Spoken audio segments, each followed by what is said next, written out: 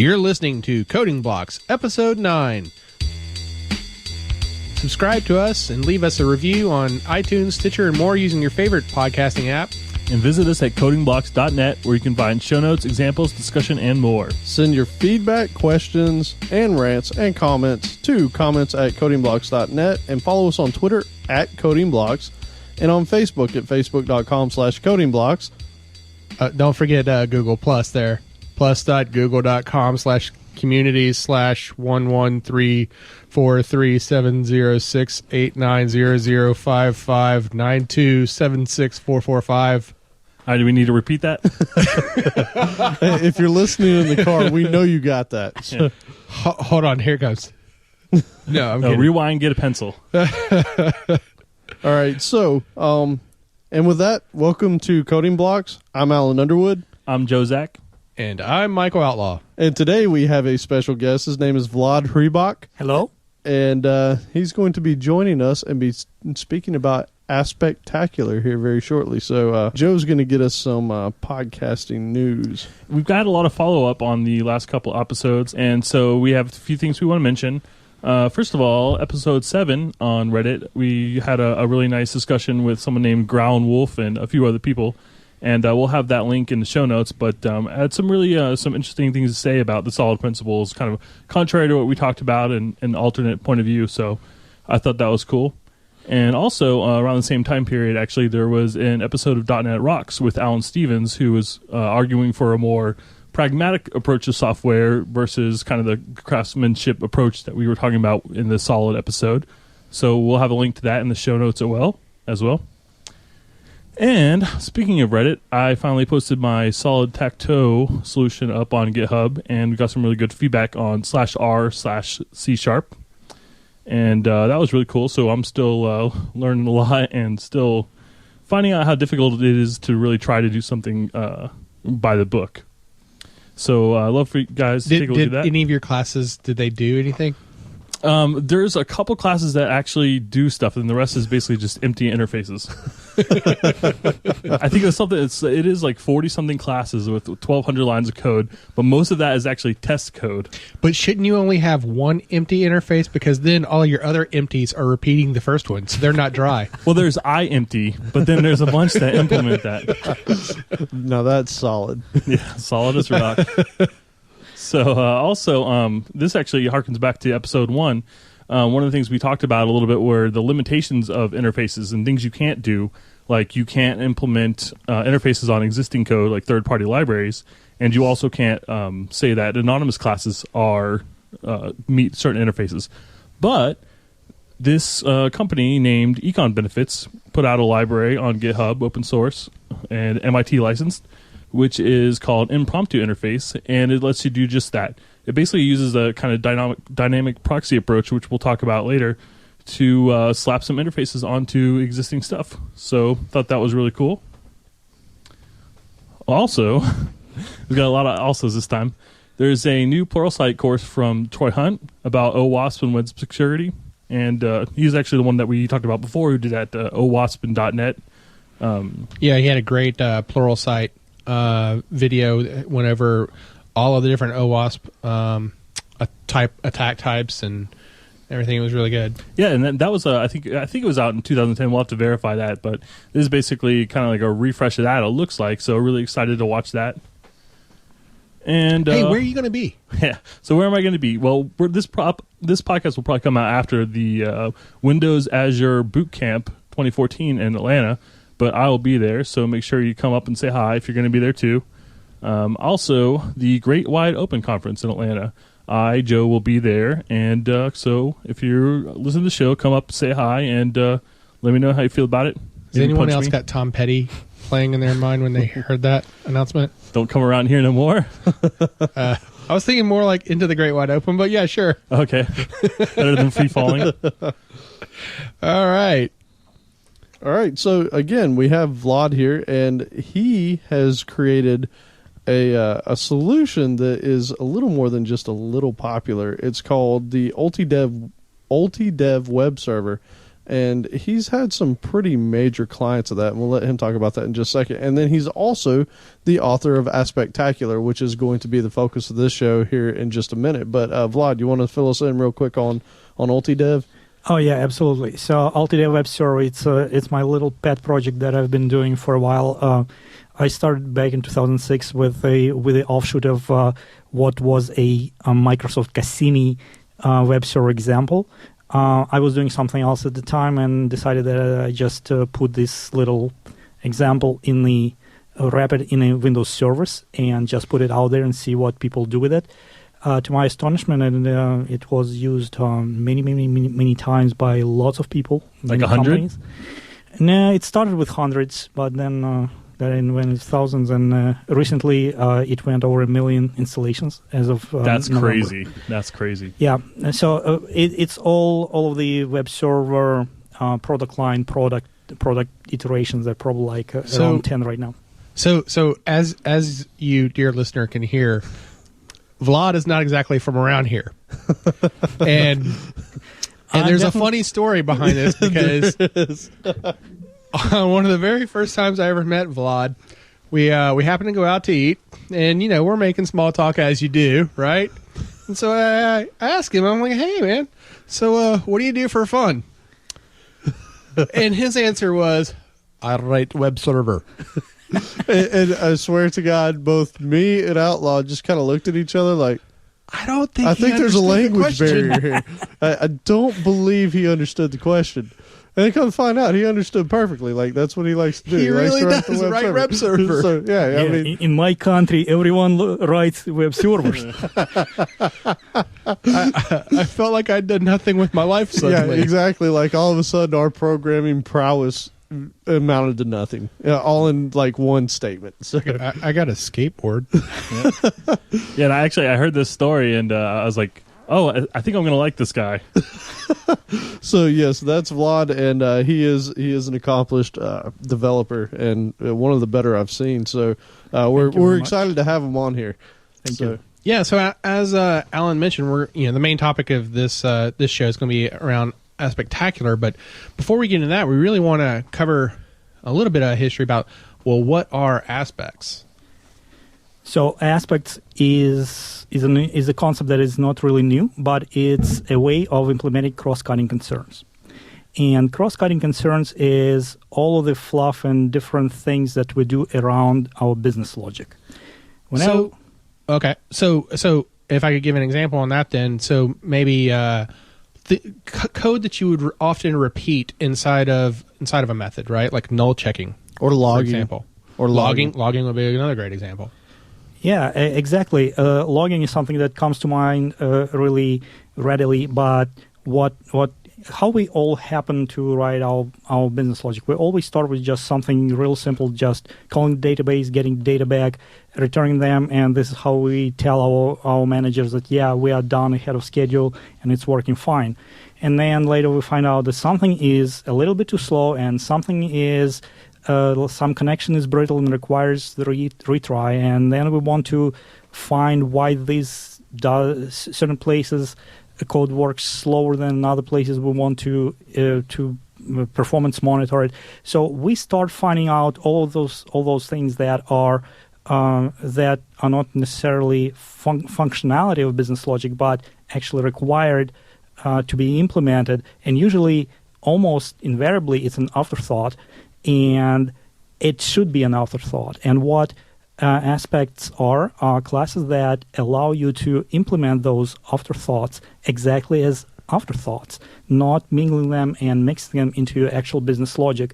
And properly done business AOP programming of the dial and business tier is nothing more than allowing you to simply write what you would write as a 15-year-old programmer, just hitting the database, returning data back, and not thinking about anything else. Yeah, so it's nice. Your classes really get to be very simple and is the essence solid single responsibility. It's basically doing just what you think it's doing. It's not messing with the logging or the security or automatic retry logic. It's just doing what the method name says. Yeah, it's he explained that perfectly for the cross-cutting concern. So it really does help you keep your code just easy to read. Yeah, great explanation. Yeah. And on the subject of SRP, there's one Michael actually just mentioned, don't repeat yourself. And it's another acronym that kind of ties into this a little bit. And it lets you get some of those, things like logging or security checks. Instead of copying and pasting those, 1, 2, 3 lines all over the place, you can extract that into one class, have it one spot, and then basically configure it to happen where you want it to happen. Yeah, absolutely. All right, and so what's about this with the design patterns of the interceptors and the decorators? Yeah, that's just if you're a design pattern nerd, if you've got the Gang of Four book, then something that's going to end up coming up a lot in this show are basically interceptors or decorators, which are a way of kind of adding functionality to functionality without actually modifying the code underneath, which is kind of another acronym there, the OCP, the Open Close Principle from Solid episode number 7. And so if you just wanted to look that up, that's something we're going to be talking about quite a bit, I imagine. And so one of the questions that came up, and I had actually done a little bit of research on prior, is AOP IOC? So you said a whole lot of letters there. You're right. So AOP, Aspect-Oriented Programming, EFG. right? Yeah, we're going to get the acronyms out of the way up front, Yes. and we can move on. Yeah, so AOP, Aspect-Oriented Programming, which obviously we're talking about here, and then IOC is inversion of control. And really they basically address two different problems. AOP is exactly what Vlad just mentioned a minute ago about cross-cutting concerns, your logging, your retries, anything like that needs to be tacked on top of things. IOC is more about being able to inject dependencies, which we did talk about in episode 7 quite a bit. And the difference is IOC is more used for making sure that you're not newing up code. It's so that dependencies are there at the time that the class is called, and it's actually usually done via a framework for you for creating and newing up these projects, where AOP is a completely different concern. This is more about what are the additional things that you need to tack on to code that exists. So one, AOP, again, what do you need to wrap around this thing to make it better? IOC, how do you actually instantiate your classes? That's really two different things. Right, but you're talking about IOC container specifically. Yes. Not the IOC pattern. Correct. Yeah, because I would like to point out that AOP is, in the broad sense, it's still IOC inversion of control pattern, because that's you are intercepting, and in this context, you can think of many more types of inversion of control. For example, overriding a virtual function is also inversion of control. Supplying a delegate is inversion of control. And pretty much, if you started with programming Windows in 1990s, you had to write those event handlers. That also is inversion of control. And inversion of control is phenomenal pattern. It's one of the most useful to keep yourself dry. Do not repeat yourself. And to make sure that your code is highly reusable.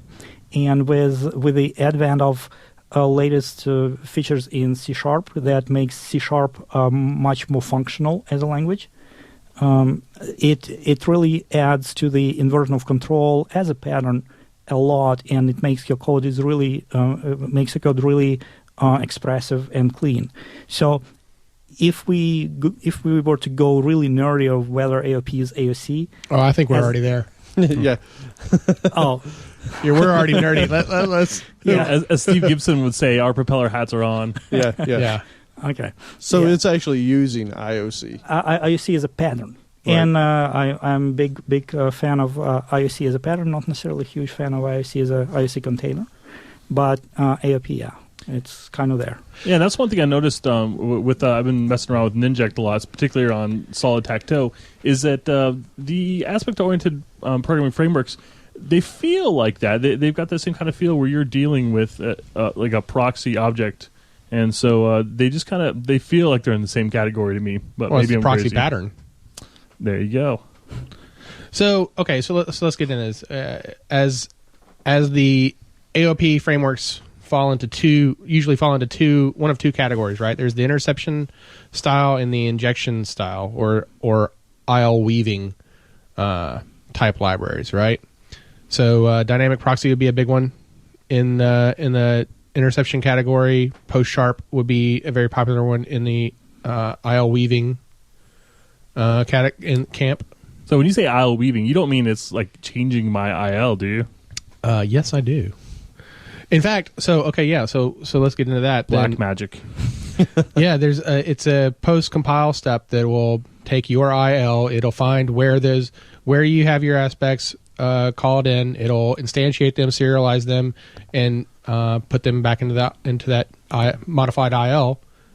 And that works. And somehow it does work. It's crazy. I have a hard enough time doing things the normal way. Instead of going after the already compiled code. That's a really cool way of doing things, though. Yeah.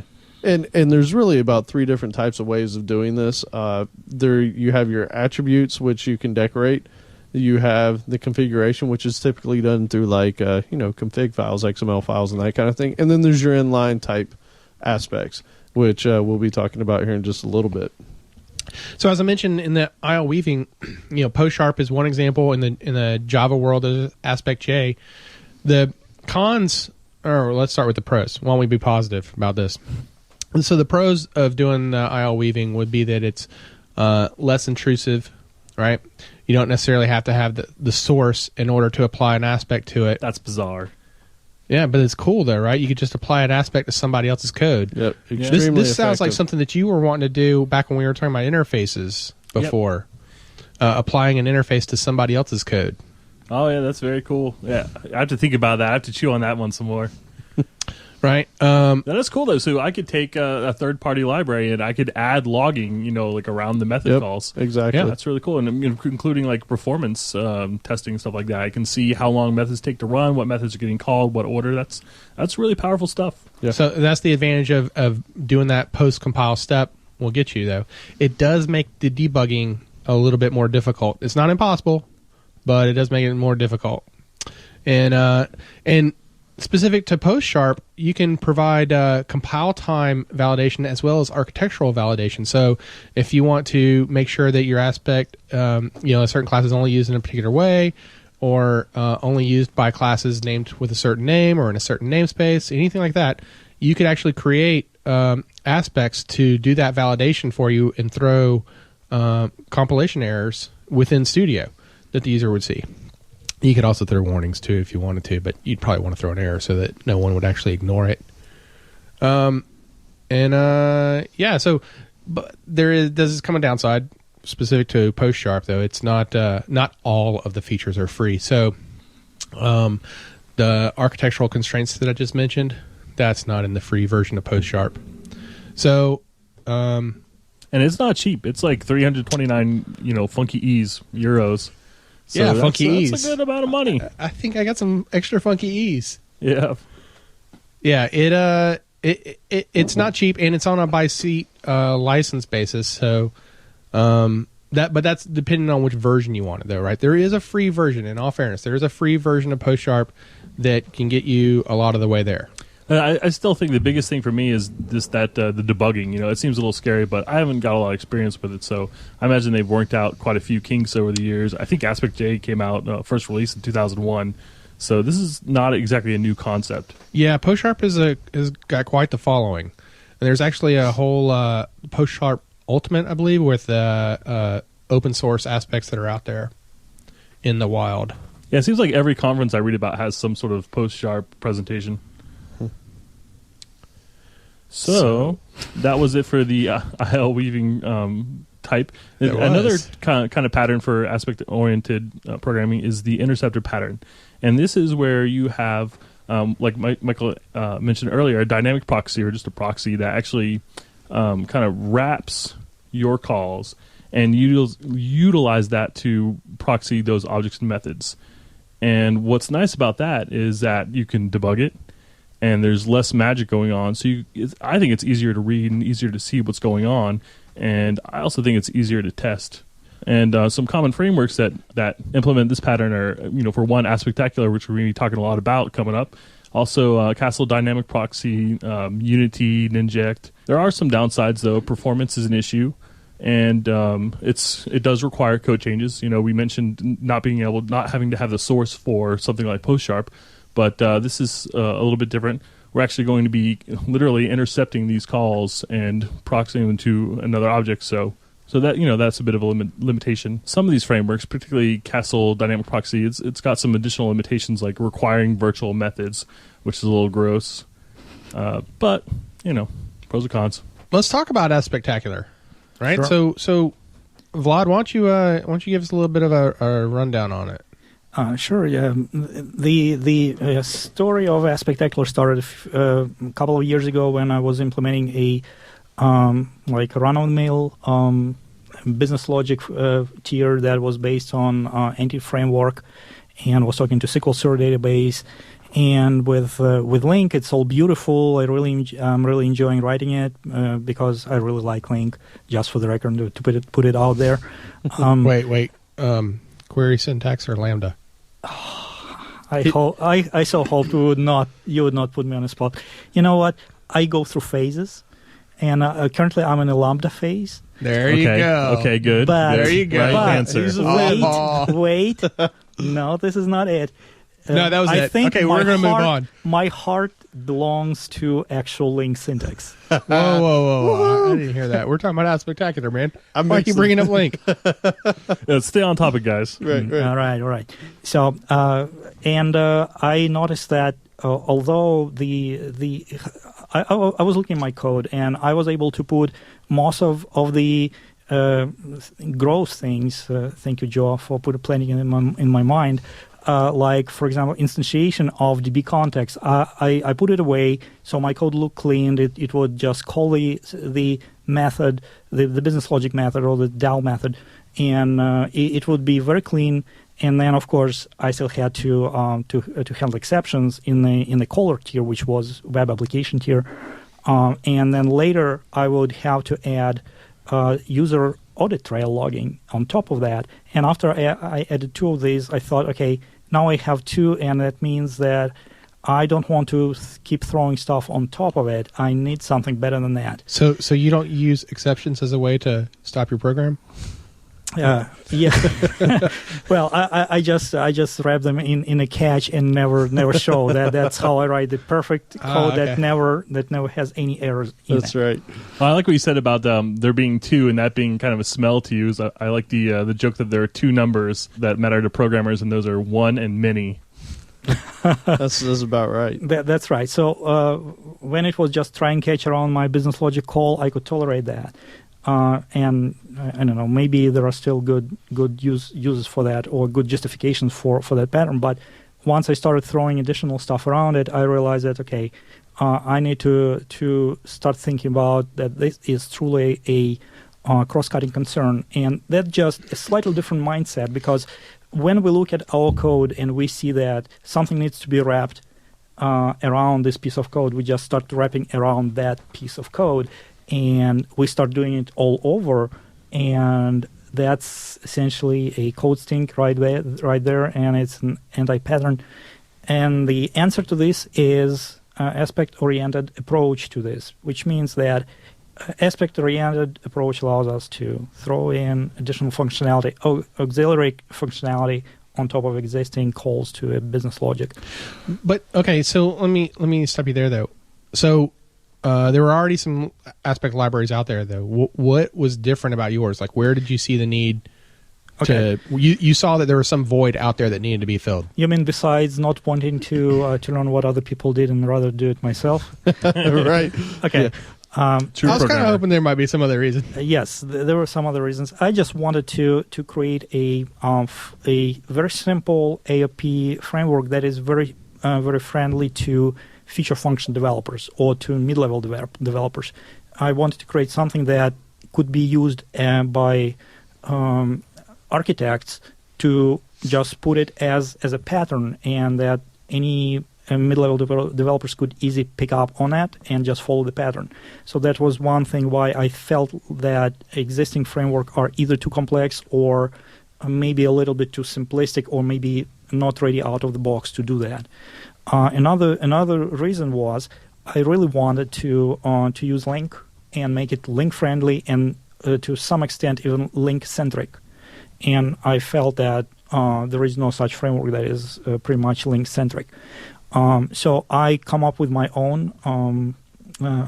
I wrote it fairly quickly. First time, about a year ago, I done something similar to that, but it was first time, first cut, not terribly clean.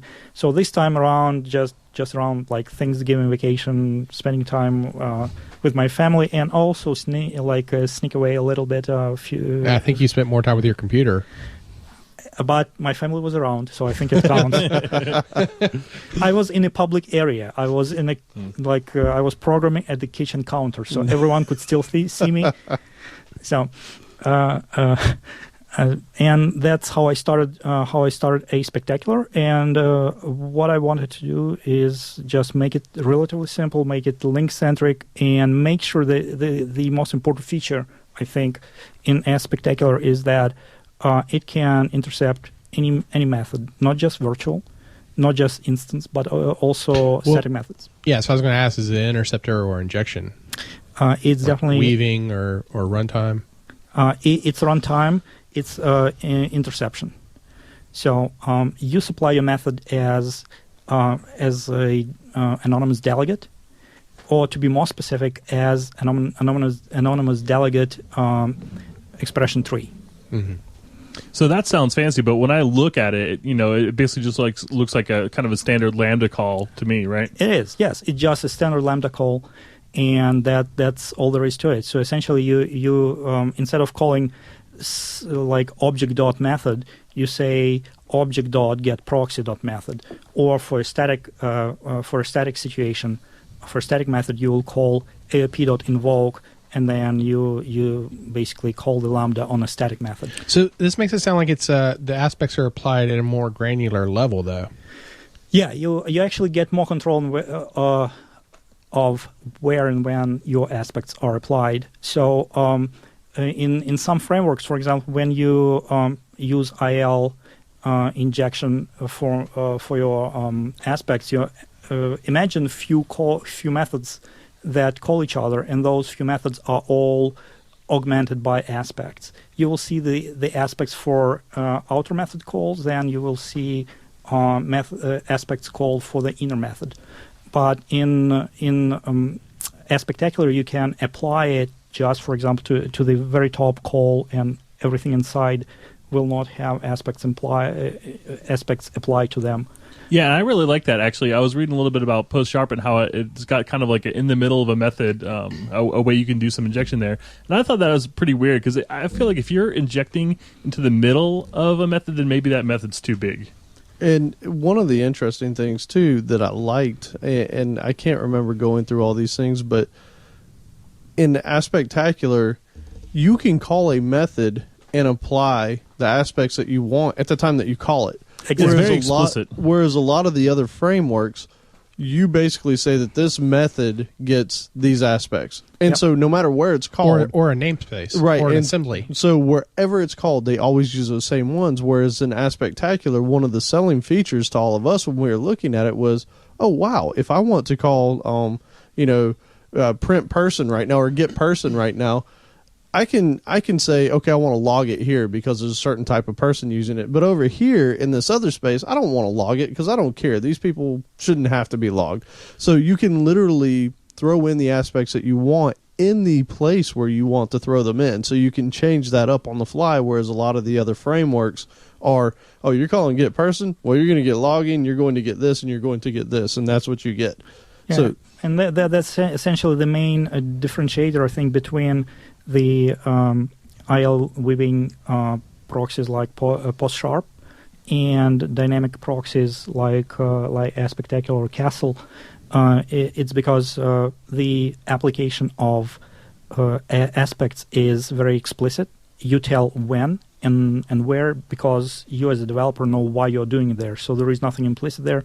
It gives you better control, and it also, I think, gives you a little bit more predictable execution path.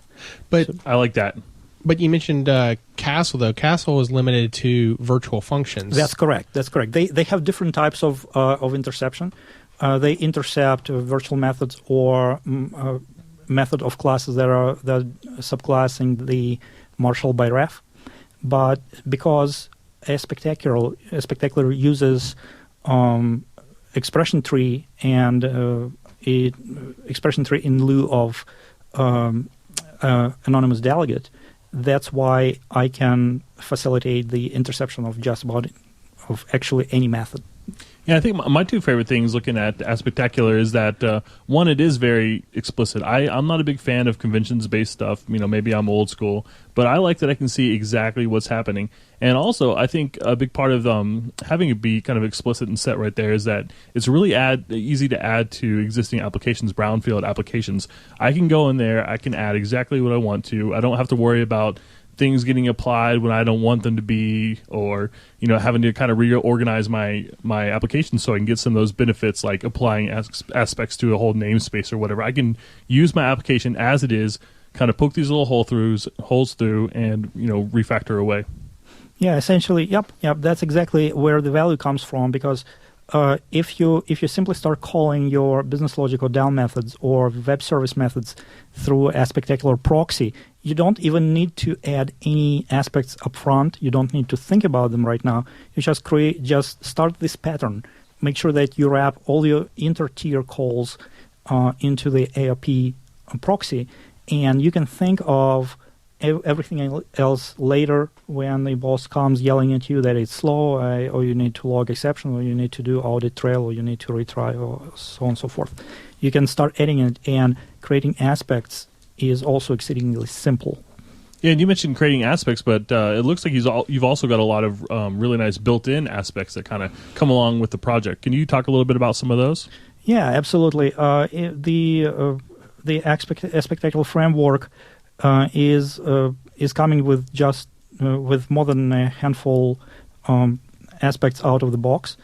It has, if you guys just care to clone the Aspectacular from GitHub, you will see in the aspects folder, you'll see a whole bunch of things that have to do with transaction. For example, when you wrap your anti-framework call, you can, for example, dump the TSQL code that this anti-framework query or link query will be translated to. You can do retries.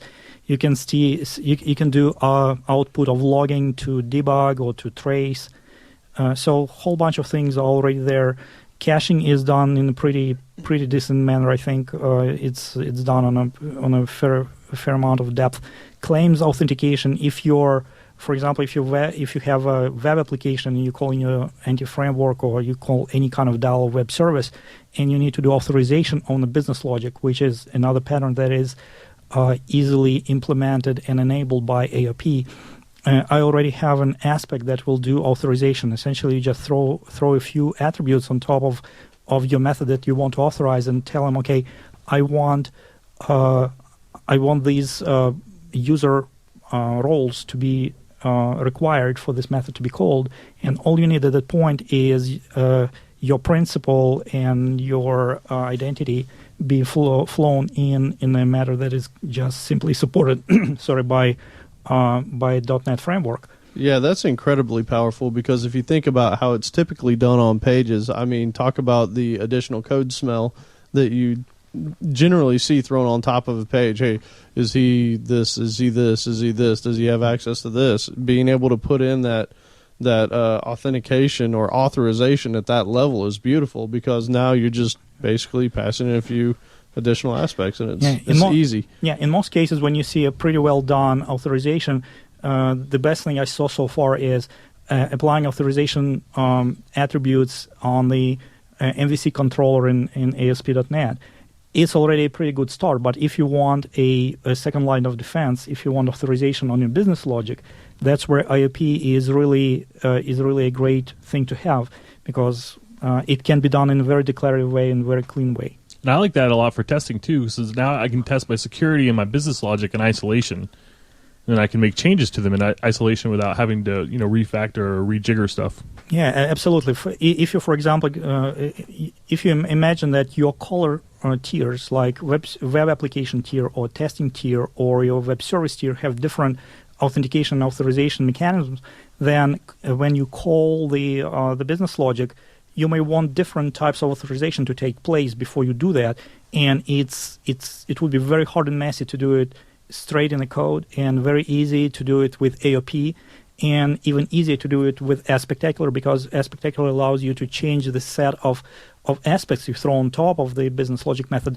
when and where you do that. So one of the key points and key design goals for Aspectacular was ability to apply different set of aspects depending on what your caller tier is, because they usually will have different, like, for example, testing and web service tier. So just so everybody understands how big that is, he's basically saying you've got a function out there or a method out there that does something important.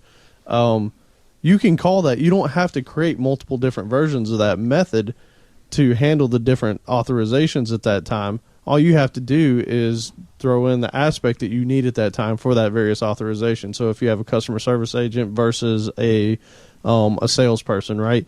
The customer service agent should have more access potentially to something, and that sales rep would have less. But you can call that same method now and just throw in the different aspects, and you're not writing any more code. You're just passing in the aspect that you need for that authorization. So that's fantastic. I mean, that reduces your footprint and your complexity, like, greatly now. So in the second version of Aspectacular, one aspect that I'm going to add there is the aspect that changes the attributes on the tsql command when you execute it. It throws a few of those, set, arith abort, set, null plus null equals null kind of things.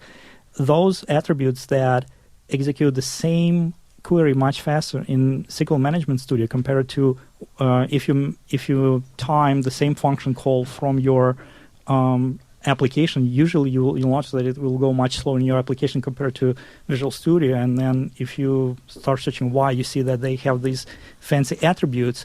And imagine you already written the entire business logic tier that doesn't do that. How do you just inject there? Without aspects, very difficult. You inject with aspects, your performance goes like twice as fast now. So are you talking about on the actual SQL call, you'll have a pre-SQL script that you can have it run, and then a post-SQL script? Oh. At this point, it's just pre-SQL script. Okay, well, fair enough. I mean, we could. All right, so there's part of the wish list. I think Alan's got some scope creep coming for you. Yeah. I'm definitely a fan of that kind of stuff. So yeah, actually, I already thought about Post as well, because you know what else is cool? I was talking with a coworker of mine like a year ago, and when I was just excited about AOP and all this stuff, it kind of opened my eyes how cool it is. And I told him, can you imagine what you can do with aspects? I told him, you can create an aspect that will analyze the execution plane of your T-SQL and look for things like table scans, for example. Yep. You can throw a log where you'll show, okay, this bunch of queries have table scans, and that's why they suck. This is my kind of programmer right here. Why? Because he loves SQL. So I guess okay, well, he's aware of SQL then. He's not afraid of it. Right. Yeah. So then you mentioned like how excited you got when you're first getting into AOP. Now that you have gotten into it and you've created this project, like, what's your perspective of it since? Has it changed any? Has that love affair kind of dwindled away now that you've it's become more work since you've gotten into the project? No, I have the I use it and proselytize it with being like a new fervent convert into this. I don't understand why not everyone is rewriting their business logic and DAL tiers with that as we speak, because I think there is no justification for not having it. And if anybody doesn't know what a DAL tier is, he's talking about the data access layer. Yeah, I'm sorry for all the TLAs. So yes, I'm sorry, that was the EFGs, and then the BALs are your business access layer. So yeah, I don't know if anybody's pointing any of that out, but I'm sure that we have some people that probably are a little bit newer to this. So hopefully that helps out a little bit. So okay, I want to get started with Aspectacular. What do I need to do? What's that process look like? Well, it's very simple. You just add the Aspectacular either as a NuGet package or as a submodule if you use Git. You can pull it from GitHub. Just search for Aspectacular, and you include it in your project. And then once you add the reference to Aspectacular, all you need to do is add it as a using namespace. It's just Aspectacular, nothing else. Once you edit Aspectacular as a using namespace, you can just start using it. And in order to use it for a static method, you just say AOP.invoke, and then you pass your method that you want to get intercepted as a lambda. And if you have a instance method that needs to be intercepted, you say you instantiate the instance of the object, and then you call instance.getProxy and pass .invoke and pass the lambda of the method you want to intercept. And finally, another kind of bonus is if your method is an instance method of the class that is idisposable, you can actually implement the idisposable instantiation and disposing in just one shot. For example, that's very useful for anti-framework where DB context. Yeah, that's something I cannot get my OCD past that. I can dig that. Yeah, having to instantiate DB context and then get rid of it, even through using curly braces, is still too much for me. I don't want to do that. So what's possible with Aspectacular is instantiation, like implicit instantiation and destruction, disposing of idisposable objects, and still calling a method on that. Do you know how many hours of my life I've lost trying to figure out where to put my DB contexts? Yeah, that can turn in a holy war, brother against brother. Where do you instantiate the DB context? How long you let it live? I prefer to instantiate and kill it instantly, where I call it by the caller tier. All right, so tell me this though, because one of the things that we spoke about actually shortly after I met you that kind of opened my eyes to iQueryable was the fact that you can instantiate a DB context, and if you have that thing available at the time that you call, let's say, a method that says get people, and then you have another one that says get orders, but then you want to join those two things together in the standard way, as Joe pointed out a second ago. If you try and instantiate your DB context in the get people, and then you return the iQueryable, it's done. You can't use that anymore. Right. And then when you say get orders, even though you have two iQueryables, you can't join them together because the DB context is closed and it's going to fail. So do you have a way of being able to say, hey, I want my DB context. All right, now I want to call two methods and join them together. Do you have a way to wrap that? Yeah, to me, there are two ways to do it. One way that I usually practice is to write all the DAL and BL method as instant method of DB context itself. Thankfully, DB context and object context are partial classes.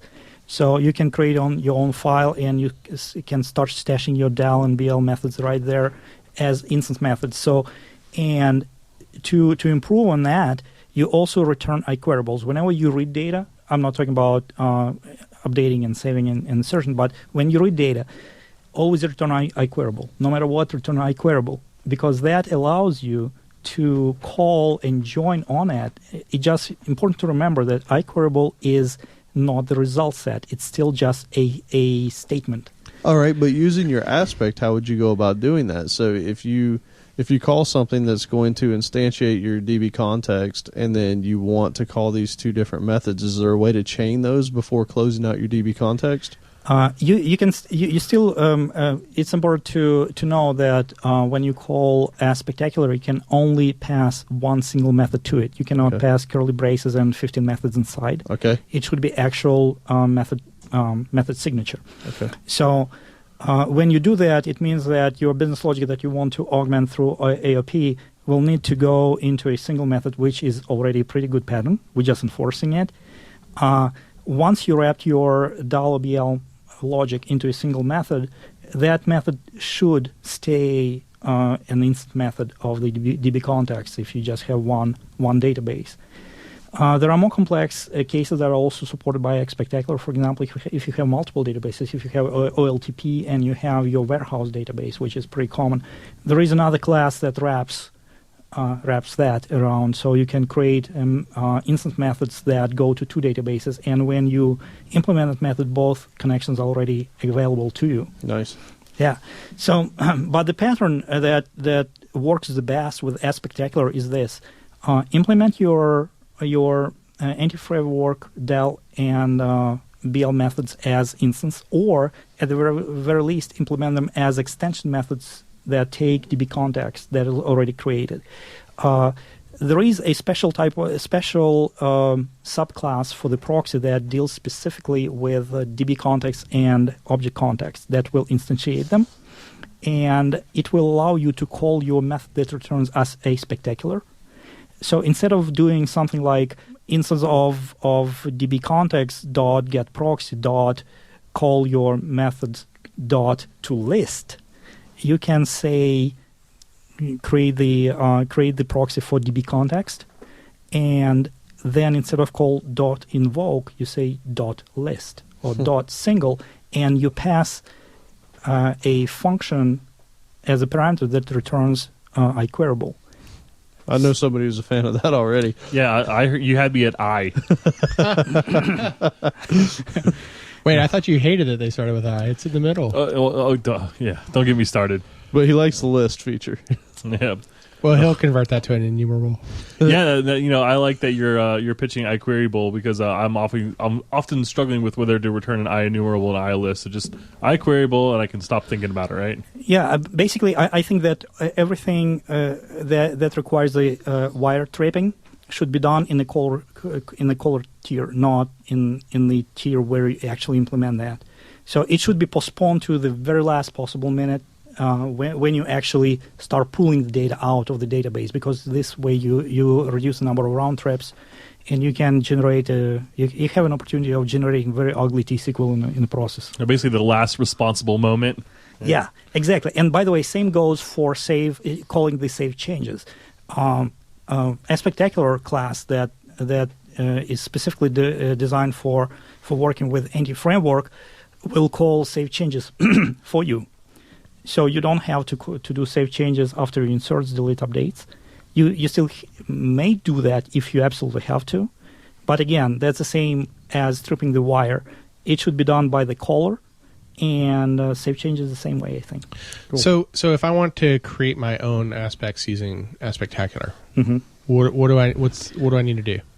Simply a subclass aspect class that's already in the Aspectacular. Aspect class has 7 virtual methods that represent different stages of life in a function call. So when you mentioned the pre and post before with the SQL, so there would be like a pre-step and a post-step, that would be one of those 7? Exactly, yeah. So it's basically, they can be roughly split into groups that happen before and after, and some of them happen only when exception occurs, and some of them happen in either case, and some of them happen only if successful call occurs. 7's a lot. That's a lot of interception points. I started with like 4, and then as I kept working on it and trying to, for example, when you try to implement fairly hairy logic, for example, like retries, well, and then you get into something: do I allow retries only on exception, or do I also allow retries on successes? And that requires different type of interception. So, yeah. And one thing I really like, I'm actually looking at the interface iAspect right now. One of my favorite things about Vlad's code is very explicit. So when you look at these interception points, it's very clear when it runs and exactly what it's doing. I mean, he's got names in here like step 1 before resolving instance. Yeah, I was going to run through a couple of these names just to make it clear there. I was going to ignore the step 1 parts. But yeah, so you have the before resolving instance, before trying method exec, before massaging returned result, after successful call completion. That's an optional one. Yeah, so that was I was going to come back to that as a question, but after catching method exec exception, finally after method execution, after instance cleanup, and step 7 after everything said and done. Yeah, I love that. That's my favorite method name. After everything's said and done. And that method usually... If only there was a method, like a step 8 at the end of the day. Yeah. Well, Alan should create a fork of that. Yeah, I got it. So Joe hinted on one that I was wanting to bring up, because some of these steps in the interface contract here, some of them are marked as optional in the name of the method, but aren't they really all, They're all kind of optional, right? Well, yeah, optional in this context means that they may not be called depending on the execution path. Okay, so optional are not guaranteed to be called. Also, technically. So an example there then to illustrate what Vlad's talking about is one of them, as you heard me say, was after catching a method exception. Well, if it doesn't throw an exception, then there's not going to be a call to that method. Exactly. Yeah, same goes for our successful call completion because you may not get that either. Whoa. Oh, well, it could be returning void or something, right? Or it could be a void. No, it could be an exception. And then you don't get success. He's saying it success. The inverse, right? Fair enough. And that's why I'm like saying, whoa. My code. Come on now. Technically, step one should be called optional because when you call static method, there is no resolving of the instance. Okay, yeah. And all the other steps, like they might do nothing, but they all get called. Pretty much, yeah. Step 2 is probably the most popular because that's right before you call the method. And step 5, finally after method execution, whether that was a success or failure. That is fairly useful one. And finally, step 7, after everything said and done, is a very good place to ship your call log. So basically, for anyone who's following along there that's really big into the design patterns, this is a template pattern that's being used here in deep within the bowels of the Aspectacular framework, and you're gonna. I didn't know that I'm so fancy. I'm putting it in my resume.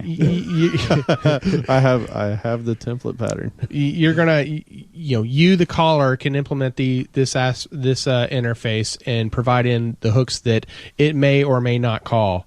So Vlad's defined the skeleton here, and it's up to you to kind of fill it in where you need it. Yep. If you clone the project, from GitHub and look at the aspect folder, you will find a file called simple stock aspects. It has like 4 different aspects implemented.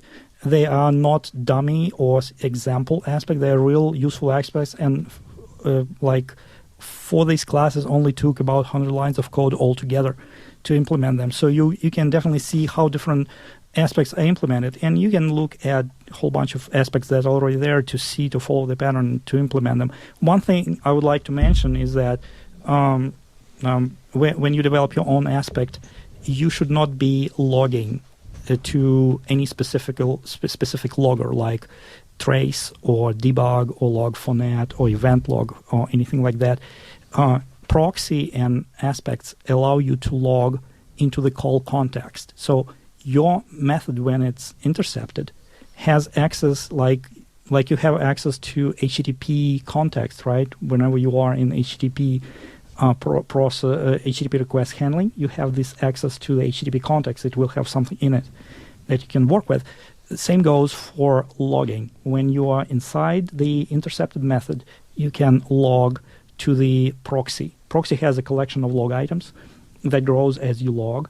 It doesn't go into any specific output stream like std debug or std out, anything like that, std error. It just gets accumulated in the collection, and then the collection later can be taken by another aspect and either thrown into the output, in your test context, in your log4net and whatnot. That's really powerful. I mean, it takes away the need to log specifically different ways in your aspects, right? You can get it after the fact is basically what you're saying. Yeah, absolutely.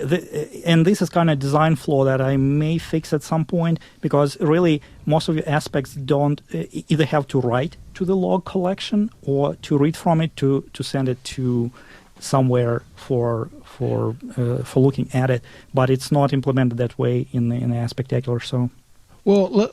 So you kind of hit on something that we were wanting to get to. Is like we've already mentioned this is hosted on GitHub already, but so if others want to contribute to this, like what kind of suggestions do you have? Is there already a list that you're maintaining of issues that you want to get to, like what you just mentioned, or? Well, I'm not terribly disciplined. Right. No, I'm not. Okay. I've seen your variable names. I write the web server. But no, he's not disciplined at all. Right. No, I'm not very disciplined in making plans and following the plans. I I'm kind of I'm driven by the spur of the moment thoughts. So that may make collaboration a little harder, but I certainly encourage sending me pull requests by all means. Please take a look at how I do things, so it's more or less in the same vein. So it would be easy for me to review and merge.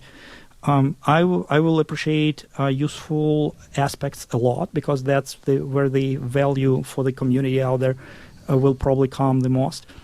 And well, I feel like we should also mention too, though, that if people are going to contribute, like, what license does this fall under? Oh, it's MIT. It's like do whatever kind of license. Yeah, that's with attribution. That's absolutely a huge thing. Also, I do want to point out, because we had a discussion on this previously, is Vlad was worried about getting this out there to the world because he hasn't documented it properly and all that kind of stuff. I will say, like, if you just open up this solution and you take a look through his unit tests and that kind of stuff, and if you pull it from GitHub, you'll get all that. You can actually see really easy ways of going about doing this. So it's almost self-documenting. And I will say, like, he has done a tremendous job on commenting the code as well. So as Michael just pointed out a minute ago with the steps and the aspects, I mean, they're named in a way that you understand, but to even take it a step further, he has the proper, like, documentation comments within the code. So he has his summaries and all that. So while it may not have the official documentation and all that stuff yet, it's actually done in a way to where pretty much any competent programmer, even at a fairly novice level, could pick this up and run with it. But we should also mention too, I don't know if this has been mentioned yet, but because we've said several times that it's available on GitHub, but if you wanted it as a NuGet package, it is available as a NuGet package as well.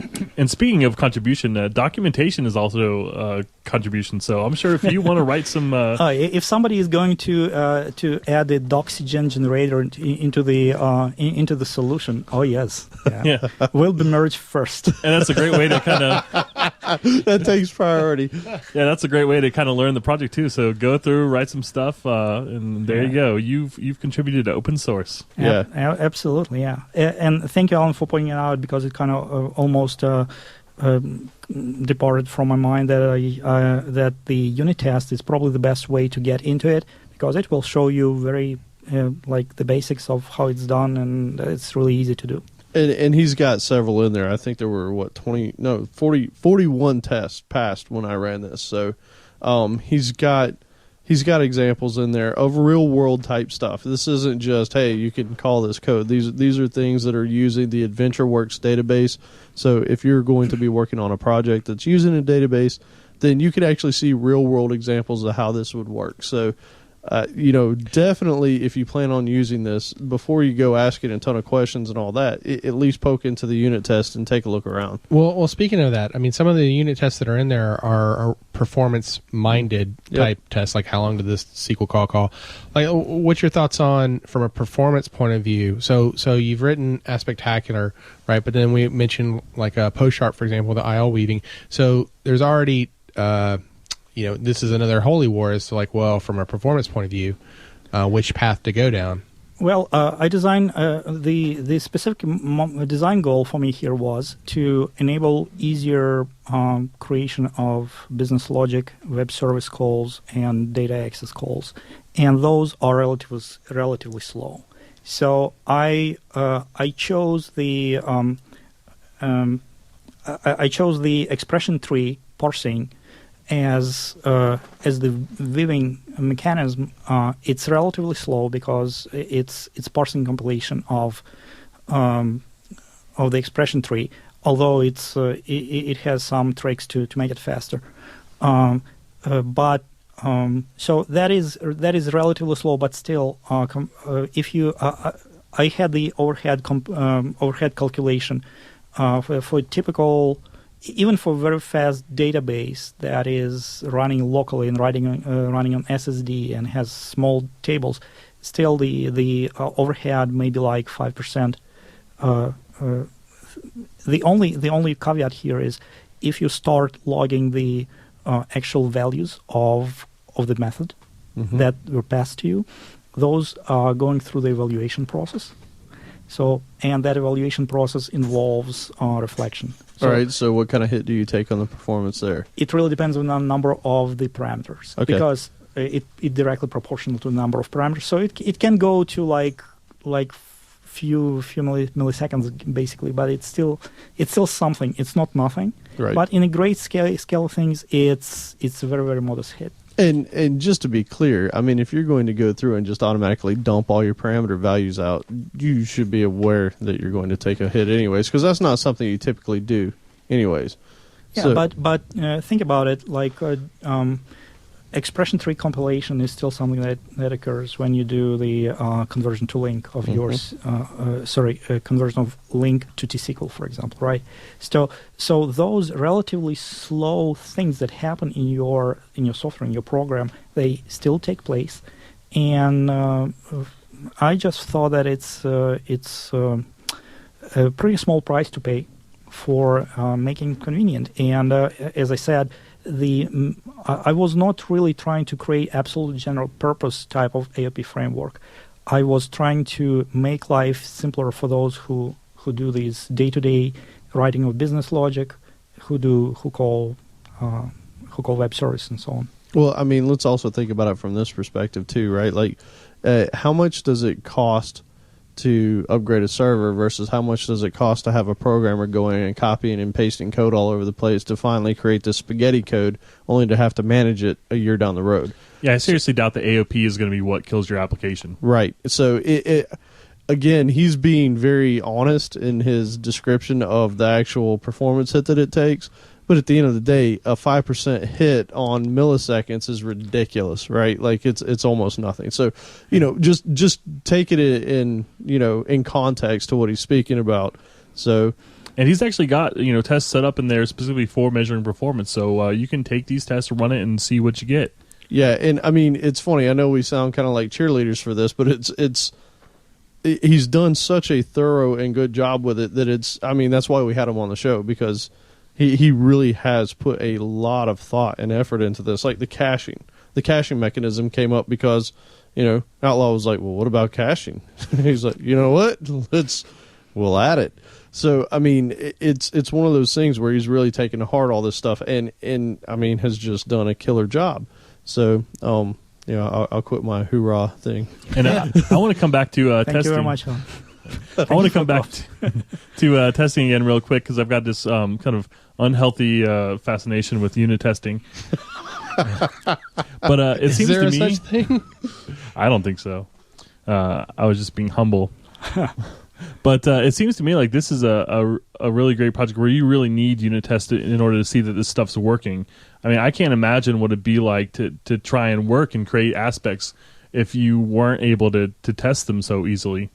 Well, after you write a web server that is multi-threaded and runs on Korean, German, Russian, Windows XP 7, Vista, 32, 64, in every imaginable scenario, and if you want it to live and not become the thing that destroys your family and your life and your sleep, you need to make it right. So actually, this one was not that terrible. This project was relatively easy, right? Because he does it for fun. So, yep, it is fun, right? Yeah. Why do we all do this? For money? Come on. I know. I write a web server like once a day, just to pass the time. But back to Joe's point, though. So, like the unit test, like if we haven't done an episode on it yet, but we plan on in the future. These are great examples of how to write your unit tests. This is not a great example. It's just I think it's an example because it does not do the whole thing, the 100% coverage at all. Okay, well, but they're all right. All right, so this is an example if you're not going to do 100% coverage, right? But you want to get some tests done, right? Yeah, I can't see how you would work on it without being able to test. I mean, are you going to create a little console app to try to test out a new aspect or an interception point? Not. Yeah, it's totally impractical. Right.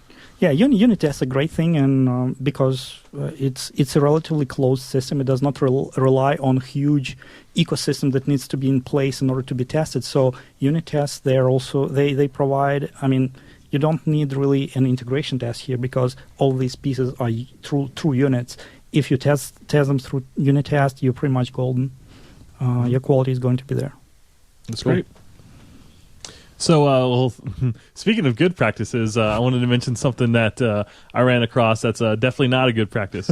As soon as I got my hands on Aspectacular, the first thing I tried to do was something that's pretty inappropriate for aspect-oriented programming. And what I was trying to do is basically sanitize some output. I was being lazy, and I talked to Vlad about this, and he convinced me it wasn't a great idea.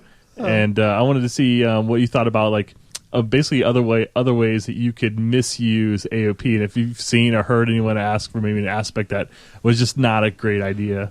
So when we're talking about sanitized output, we're talking about like taking SQL results and trying to turn it into an HTML table or something. Well, right? for me, I wanted to like chop off some numbers off a decimal. I'm tired of dealing with this rounding crap. Just 2 digits right here. Well, keep it on my BL. But you could do it. So dirty uses of AOP is the question on the table. Then. Yes. I got it working. Well, once you get in the mindset of, I can change what was returned to me because, right. Yeah, and even with Aspectacular, you are able of doing that. For example, when I return the iQueryable, and my proxy all of a sudden returns the list to you instead of iQueryable, something happens inside, right? So you know that it's possible to actually play around a little with what was returned to you by the function that was called. So, yeah, you can go ahead and start tweaking the return result, but that is a bad idea.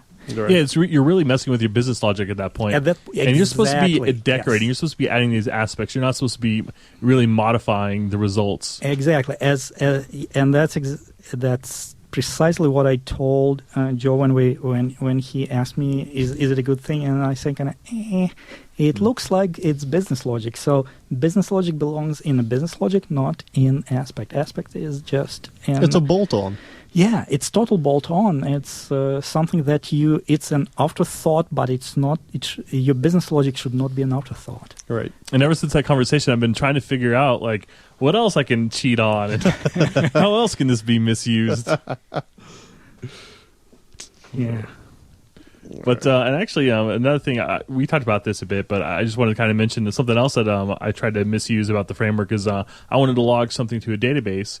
And so, the first thing I did was write an aspect that would take in the arguments and would write it to the database. And, as Vlad mentioned, the log collection, I wanted to see if I could kind of put it in my own words, and you can correct me if I'm wrong. But it's basically a collection of strings that I can throw my data into, and then later I can actually write something to pluck the relevant data out and do the logging from there. That way, rather than this being something that's specific to like writing to the database, I can write to the database as well as log it to disk or do something else with that information. Yeah, exactly. When the proxy calls the method that needs to be intercepted and augmented, the proxy itself keeps a collection of log items, and that collection can be populated through methods. Either so, proxy itself puts data in this collection. Aspects can put data in that collection. And collection by key value. So I've got a key there that I can use to kind of pull this data out. Yeah, it's key value, but it has 2 additional attributes on it.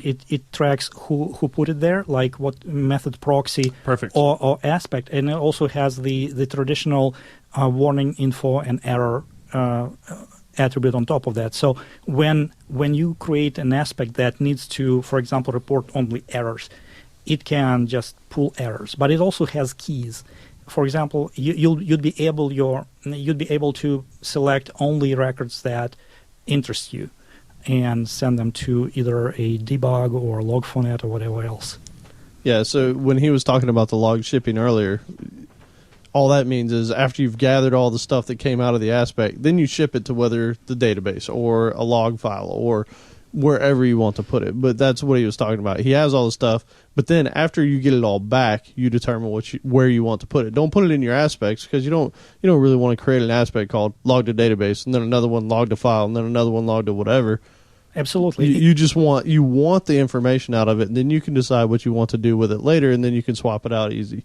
Absolutely. So, if you look at stock aspects that are already implemented, for example, there are a couple of them. One is taking the log and putting it in a debug output, and another one is putting it in trace output. So you can take a look and see how they're done. It's just a few lines of code for each, And that gives you an idea how you can spit it out to Log4net, how you can spit it out to Splunk, or how to spit it out to Windows Event Log, for example. Very cool. I got a question I just thought of now, and this is the dumb question, but this is the kind of stuff that I really get hung up on. So if I'm writing my own custom aspects for my application, where do you think I should put those aspects? Like, do you think I should have like a folder at the top level called aspects, or should be in its own project? Well, aspects in most cases, it's a tough one because it really depends how useful your aspect for other tiers, for other color tiers. You probably, if you come up with an aspect that is useful for multiple different tiers, you can put in some place where maybe even the same place where your business logic is. I mean, in the same project, maybe. Mm-hmm. But it's a good one. I don't have a perfect answer for that. But maybe if it's very specific to only a couple classes, I could put it in that namespace right alongside. Yeah, maybe people who listen to this will come up with better ideas for that, hopefully. Yeah, you could even put it in like just a standalone project that has a reference to it, and then you could use that, right? That's kind of weird if I only have like 2 files in there. If you only have 2, right. Yeah. Well, but you're already doing a solid program, so you already understand all that. Yeah, I love lots of projects. Don't get me started. So looking at the Aspectacular, when you pull it down, there's this one section called the framework core. Can you talk a little bit about that? Like what's in there? Yeah, it's a bunch of freebies and things that I like and need, and all sorts of things that I think are missing from the mothership .NET framework. It's not really related to aspects in any way. It's just a whole bunch of convenience classes and types and converters. And for example, ever since the extension methods have become a part of our lives, I thought, there is no place for string dot is empty or white space or null, something like that. It should be an extension method, because extension methods, unlike instance methods, allow you to deal with nulls properly, right? So you can pass this string something, and that string something can be null, and you can still call a extension method on the string, for example, even that string is null. So that's where lots of convenience methods come from. So there are tons of convenience methods for string, for type, for datetime. I created a type called range, which I really miss from that should have been in a .NET framework, in my opinion. So basically, this is the world according to Vlad. Exactly, yes. Things that should be there. If I was a benevolent dictator, that's what I would put in a .NET framework. This is like your toolbox. Like, you show up to work, like, all right, I've got my utilities. Yeah, absolutely. Because when you go from one project to another, and you need to do something like date range, and how many times can you do that? It's that is the box that I'm traveling with. That's very cool. Maybe one day we'll see a separate project for just Vlad's tools. Yeah, maybe. Maybe. Yeah, they already there. It'll be Wave, world according to Vlad. There we go. Oh, wow. You excellent. You're good. He's a marketing genius. There you go. See, I'm down with EFG, ABC, WAV, AOP. All right, I got all that. Since we're putting that out there, that's already we can claim copyright for that, right? Under MIT and free beer. Right. What was the beer one? I want the beer one. Yeah, I picked the beer one. There's a license there somewhere. And that really wraps it up for my questions. Yeah, that was. Speaking of licenses of beers, did you guys know that someone is making Duff beer? That No, really? Yeah. Really? Oh, wow. Yeah, and they make it somewhere and ship it someplace else, because in that there is some kind of loophole that allows them not to pay Simpsons people for that. Really? Wow. Yeah. So it's not Springfield, Illinois, or apparently not. No. I think it's like made in Mexico and sold in Europe, or other way around, something like that. Springfield, Mexico. Wow, man, lawyers. Man. That's awesome. Yeah, so this has been quite the entertaining podcast, just learning about this madness that you've created here for us, and among other resources that we like, we'll be putting in the show notes the link to the Aspectacular, but it is available on GitHub, as we've mentioned, if you were to search for it. But also in that the same vein of aspects, there's a great book that I liked that was called AOP in .NET. Practical Aspect-Oriented Programming by Matthew Groves. It's a Manning publication, so Yeah, you can get that I as use well as that get the book soft a lot. copies.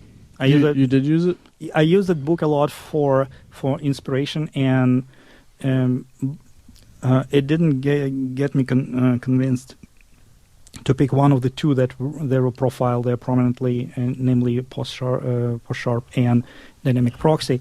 But it gave me the validation, the reaffirmation that there is still a place for my way of doing aspects, particularly to make it friendly to real Americans or people. People. As Vlad was mentioning, though, like he does a great job of comparing. The author Matthew Groves does a great job though of comparing functionality between the two, and he tries to. He does a very careful dance of not necessarily letting his viewpoint of picking just the one. He shows concepts in both, so it was a really good book. Cool. And it is a Manning publication, so keep that in mind. I know some people love and some people hate the covers of Manning books, so you've been warned. You can't get the Kindle. Like, you have to buy the book, and then they'll be like, oh, here's a code where you can download it and get the Kindle, where it's like, I just want to buy the Kindle version. Right. I don't want the paperback. I don't need any paper. It's kindling for fire. And also, one thing I want to mention, we talked a little bit about interception frameworks versus injection AOP frameworks, and there's this guy, Kenneth Triers, who's got some excellent articles on the subject, and he favors interception frameworks as well, like Aspectacular. So we'll have a couple links to some articles that he's written that are much better spoken than I am. All right, so now let's wait. Is there one more? Yeah. Yeah, there was a look at that Pluralsight. I feel like we mentioned Pluralsight every episode. It's fantastic. Is it like $29 a month, and all of the videos? It's like a buffet of tech knowledge. Yeah, it really is. If you've never heard of it, you should go check it out. And we don't get any money for mentioning this. It's just for your own benefit. Yeah, it's almost like at this point it's just an expense. You just got to deal with it. Yeah, we're programmers. We make good money. Get Pluralsight. Think about it like this: it would cost you less than one college course to get this thing for a year, and you have access to seriously some of the best programmers in the world, taking their time to teach you how to program. Like Donald Belcham, who did a course on aspect-oriented programming specific to .NET, and we'll have the link to that course. Yep. So with that, let's get into the tips of the week here. So I found a really cool Chrome app that I like. It's available as an app and as an extension, and it's called the Bulk URL Opener. So if you're doing web development and you have a bunch of test URLs that you just want to be able to hit all at one time, all your different use cases, this is your guy. Because you can just throw them on there. You can set options for like to open them up in a new window and have them all separate. It's fantastic to be able to test multiple use cases at one time. Test heck, I want to be able to hit one button and open up my news, my Reddit, maybe Slashdot. Well, that's fine, and of course, like somebody's going to be like, "Oh, you should be doing unit tests." Just make sure these are more like for integration tests. Make sure open my coffee memory. suite, like open my morning sites. Yeah. Okay. So fine. All right. So my tip of the week is Web Essentials. It's a plugin for Visual Studio, and if you do any kind of web development and you have to mess with JavaScript, CSS, all that kind of stuff, this is a must-have. You can do things like right-click a JavaScript file and have it minify it, and it'll track it. The CSS editor on it is absolutely fantastic. Like, I hate having to go look up different types of, selector styles and all that kind of stuff. So it's all baked in, and they've got a ton of different features. And being that I do a lot of web UI type stuff, it is seriously one of my favorite plugins. So that's mine. Yep, and I wanted to mention actually a tip that I got out of the fantastic book CLR via C#. One thing I struggle with all the time is actually not using uints more often. It drives me crazy that arrays take integers and not uints, even though negative numbers are invalid. And this is the kind of thing that keeps me up at night. So I feel a little bit better about reading some quotes from the CLR via C# book. And basically it kind of boils down to uints not being common CLS, which I totally blanking on what that stands for now, but it's basically the common language system. Sounds about right. So, like certain languages, like maybe F# or Visual Basic.NET may not have support for uint and end up just converting them to ints.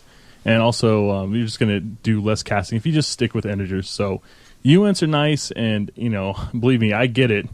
But don't feel so bad if you end up breaking down and using integers. And we've got a blog post that I wrote a couple years ago where I scraped the arguments from CLR via C#. Ever since uint have become second-class citizens in .NET, I remember living in C++ universe, and after migrating to .NET, uints almost like in no man's land. It's like it makes me sad. My OCD really suffers from that. Yeah, it's crazy. Like an array, the index is an integer. -1 is invalid. And my tip of the week, use AOP, would you? Excellent tip of the week. All right, so with that, we'll be putting the links in the show notes.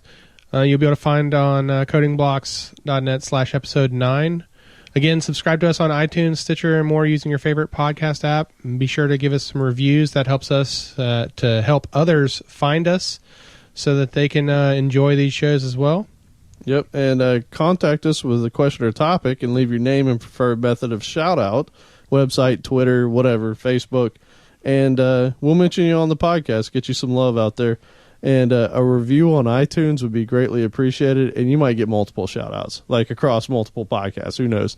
So I know there's some listeners out there, and you guys haven't gone in and rated us yet. So visit us at codingblocks.net, where you can find show notes, examples, discussions, and more. And specifically, this one will be www.codingblocks.net/episode 9.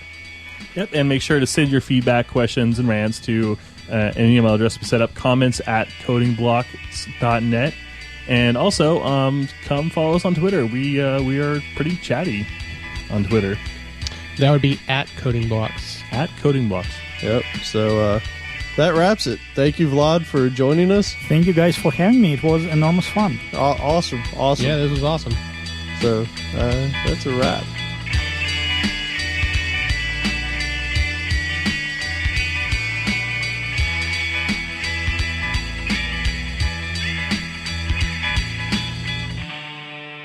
Look, Vlad, at lunch today, you weren't there. This man lined up his french fries. Like, lined them up. Okay. And salted and peppered them. Like, lined them up like little soldiers or something. It was ridiculous. I don't appreciate that we're recording this.